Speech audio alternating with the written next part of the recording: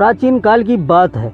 हिमालय पर्वत की गोंद में एक महान तपस्वी और योगी निवास करते थे, जिन्हें हम भगवान शिव के नाम से जानते हैं। उनके तप और साधना की शक्ति इतनी प्रबल थी कि संपूर्ण ब्रह्मांड उनके आदेश का पालन करता था।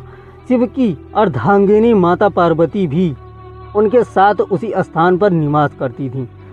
शिव का निवास कैलाश पर्वत पर था, जो कि हिमालय के बीचों बीच स्थित था।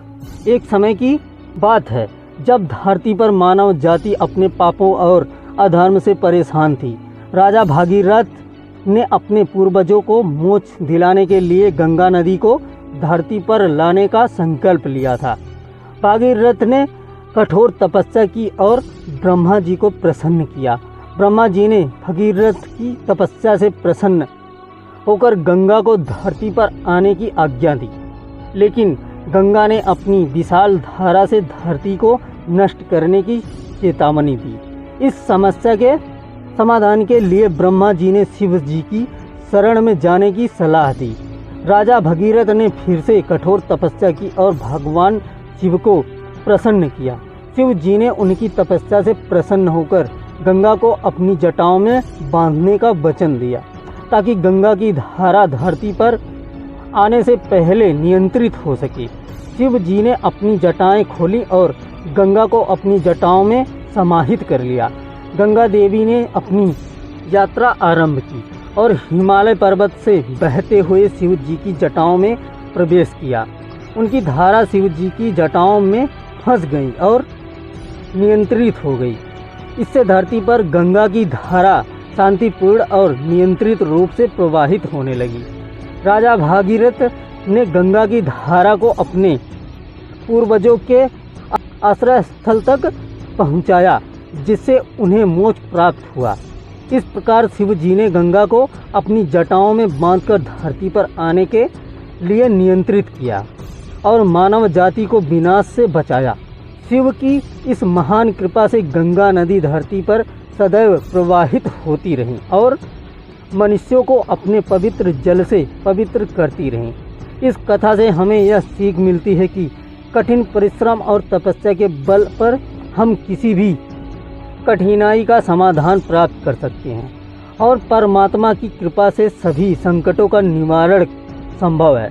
प्राचीन काल में जब धरती पर चारों ओर हरियाली और स्वच्छता थी, देवताओं ने मानव जाति की प्रगति के लिए गंगा नदी का निर्माण किया। यह एक पवित्र नदी थी जो स्वर्ग से धरती पर आती थी, लेकिन गंगा का आगमन धरती के लिए विनाशकारी हो सकता था, क्योंकि उसकी धारा बहुत प्रबल थी। गंगा को धरती पर लाने का कार्य अत्यंत कठिन और चुनौतीपूर्ण था। इसे संभालने के लिए एक महायोगी की आवश्यकता थी और यह कार्य शिव जी ही कर सकते थे। गंगा स्वर्ग में अपनी चमकदार धारा के साथ बह रही थी। जब ब्रह्मा जी ने उन्हें धरती पर भेजने का निर्णय लिया, गंगा ने ब्रह्मा जी से पूछा, हे प्रभु, मैं धरती पर कैसे जाऊंगी? मेरी धारा इतनी प्रबल है कि वह सब कुछ नष्ट कर देगी। ब्रह्मा जी ने गंगा को सांत्वना देते हुए कहा, हे गंगा, धरती पर शिव जी हैं जो तुम्हें नियंत्रित कर सकते हैं। उनके जटाओं में समाहित होकर तुम सुरक्षित रूप से धरती पर पहुंच सकती हो। गंगा ने इस बात को स्वीकार कर लिया और ब्रह्मा जी की आज्ञा का पालन किया। इसी बीच राजा भागीरथ ने अपने पूर्वजों को मोक्ष दिलाने के लिए कठोर तपस्या की। उनकी तपस्या से प्रसन्न होकर ब्रह्मा जी ने गंगा को धरती पर भेजने का निर्णय लिया। राजा भागीरथ ने शिव जी की तपस्या की ताकि वे गंगा को अपनी जटाओं में बांध लें। शिव जी ने उनकी तपस्या से प्रसन्न होकर कहा, हे भागीरथ, मैं तुम्हारी इच्छा पूरी करूंगा। गंगा को मैं अपनी जटाओं में समाहित कर लूंगा ताकि उसकी धारा धरती को नष्ट ना कर सके। गंगा ने स्वर्ग से धरती की ओर यात्रा आरंभ की। शिव जी ने अपनी जटाएं खोली और गंगा को उनमें समाहित कर लिया। गंगा की प्रबल धारा शिव जी की जटाओं में बंध गई और धीरे धीरे धरती पर प्रवाहित होने लगी। जब गंगा धरती पर आई तो उसकी धारा ने सब कुछ पवित्र कर दिया। राजा भगीरथ ने गंगा की धारा को अपने पूर्वजों के आश्रय स्थल तक पहुंचाया, जहां उनके पूर्वजों की आत्माओं को मोक्ष प्राप्त हुआ। गंगा की धारा धरती पर आने से न केवल राजा भागीरथ के पूर्वजों को मोक्ष प्राप्त हुआ, बल्कि यह धरती पर जीवन के लिए एक महत्वपूर्ण स्रोत बन गई।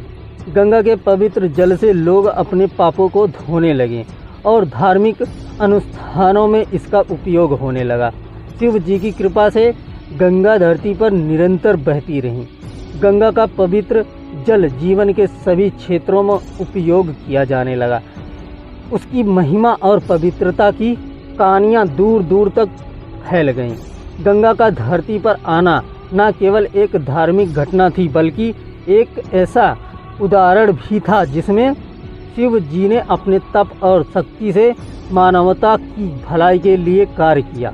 उन्होंने दिखाया कि किस प्रकार कठिन परिस्थितियों का सामना किया जा सकता है और कैसे अपनी शक्ति का उपयोग दूसरों की भलाई के लिए किया जा सकता है। गंगा के धरती पर आने से मानव जाति को असीम लाभ हुआ। गंगा का जल पवित्रता का प्रतीक बन गया और धार्मिक अनुष्ठानों में इसका महत्व अत्यधिक बढ़ गया। गंगा के किनारे अनेक तीर्थ स्थान स्थापित हुए, जहां लोग दूर दूर से आकर स्नान करते और अपने पापों का प्रायश्चित करते। गंगा के पवित्र जल से कृषि की प्रगति हुई और अनेक फसलें उगाई जाने लगी। गंगा का जल जीवन दायिनी बन गया और उसका महत्व सदियों तक बना रहा। गंगा के किनारे बसे नगरों और गांवों ने अपनी संस्कृति और परंपराओं को गंगा के साथ जोड़ लिया।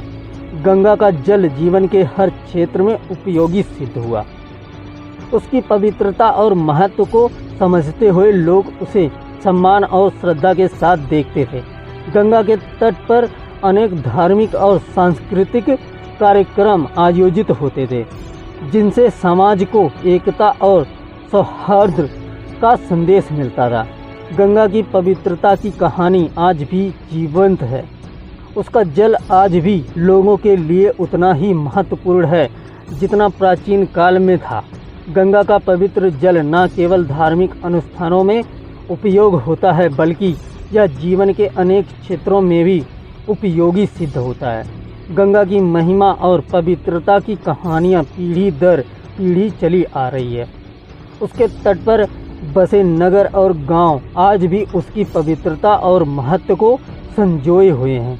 गंगा की पवित्र धारा जीवन का प्रतीक है, जो निरंतर प्रवाहित होती रहती हैं और सबको जीवनदायिनी बनाती हैं। इस प्रकार भगवान शिव द्वारा गंगा को जटाओं में बांधने की यह कथा न केवल धार्मिक और आध्यात्मिक दृष्टि से महत्वपूर्ण है, बल्कि यह मानवता के लिए भी एक प्रेरणा स्रोत है। शिव की कृपा से गंगा की धारा धरती पर निरंतर बहती रही और जीवन को पवित्र और समृद्ध बनाती रही।